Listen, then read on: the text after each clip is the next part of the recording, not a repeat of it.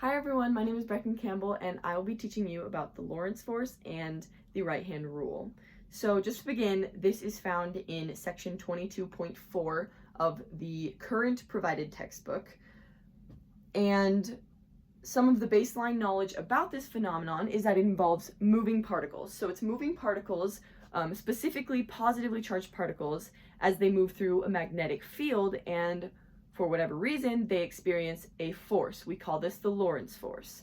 The things that influence the magnitude of the Lorentz force experienced by the particle is the charge, the velocity, the magnetic field, and the angle between the magnetic field and the velocity. So these are all indicated in this equation here. It says F equals QVB sine theta. And so this is, F stands for force, which is the Lorentz force we're discussing. Q is charge, V is velocity, B is magnetic field, and theta is the angle between the velocity and the magnetic field. So another thing is the magnetic field is measured in Teslas, and the book mentions that some of the strongest magnets, permanent magnets in the world are 2 Teslas, and some of the strongest electromagnets are 10 Teslas. And so Tesla is a pretty large unit, and so formally with these problems, a lot of the times we're going to have a lot smaller units in that, and that's something that the book noted, and I thought I would note it to you as well. All right, so to begin, we're going to discuss the right-hand rule. So you're going to remember to use your right-hand rule. I caught myself a lot using my left hand, and that does end up with a different result. So just remember to use your right hand. It's a silly mistake, but it is a mistake that I even made.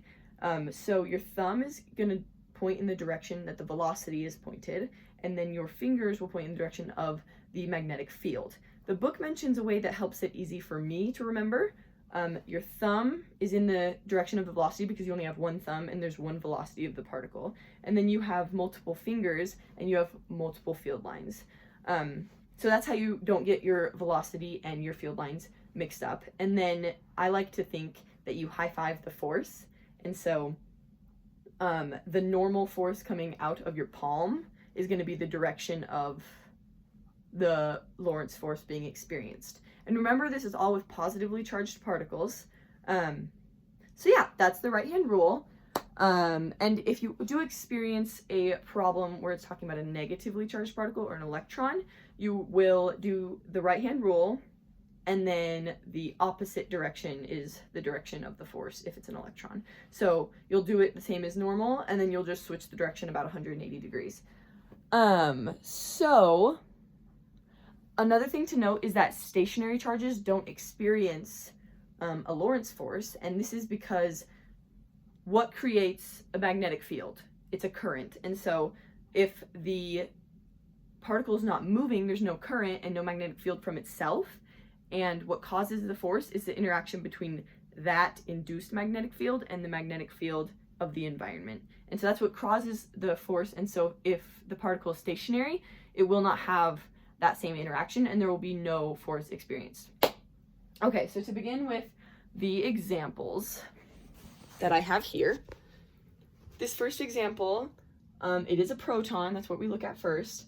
The velocity is going to be our thumb direction, and then the direction of magnetic fields going up, indicated by the black arrows, and then so if I'm going to high-five the force, comes towards you outside of the page. And so the force from this example will come out of the page. With this next example, the velocity is going down, and then the magnetic field lines going into the page, and so they go here, and then if you high-five the force, it goes this way, so your force will be going directly to the right. This example, our velocity is coming out of the page. Good, and then we have our magnetic field lines going to the right, and you might be fooled to think that the force would be going up. However, if you look at this problem, this is something I warned you about. This is an electron, and so it will be going the opposite direction. So your velocity is here, your magnetic field line's here. You would think it goes up, so it actually goes down since it's an electron. This example, it is a proton, so no trickery there. But your velocity is going this direction, and if you look, there's no way for your hand to physically put its fingers in the opposite direction as it's indicated here. So in this example, there's no force experienced because the particle is not interacting with the magnetic field lines, and that's what causes the force, is when they interact. And this is also made clear as we look at the equation F equals QVB sine theta. So sine theta, with all these other examples, it was 90 degrees. And with this example, it would be 180 degrees. And so sine of theta, sine of 180 degrees is 0. So there's no force here because you're going to multiply the whole thing by 0. However, in all of these examples, sine of 90 and sine of 90 is 1, and so you almost ignore it in this equation. Another example that you might need to use an equation is if the angle is not either 180 or 90. Say, for this example, I have an example on the board.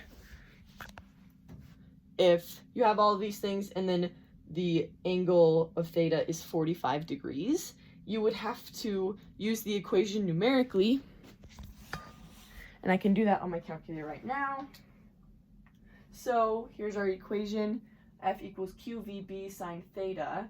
So we have Q equals 2, V equals 10, B equals 1, and theta equals 45 degrees. So I'm going to take 2 times 10 times 1 times sine of 45, and that should equal our force, which is 14.14 newtons, because that's our Lorentz force. And so that would be the force that that particle experiences as it goes through that particular magnetic field. And so just to recap, some of the things that are tricky or difficult to remember or things that you can make a mistake on, is accidentally using your left hand. I've done that tons of times. Not noticing if it's a proton or an electron. Remember, this all works with a proton. And to have a different angle other than 90 degrees. These are all common mistakes, but also easy as long as you remember them. And so this is Lorentz force and the right-hand rule, and I hope that was helpful.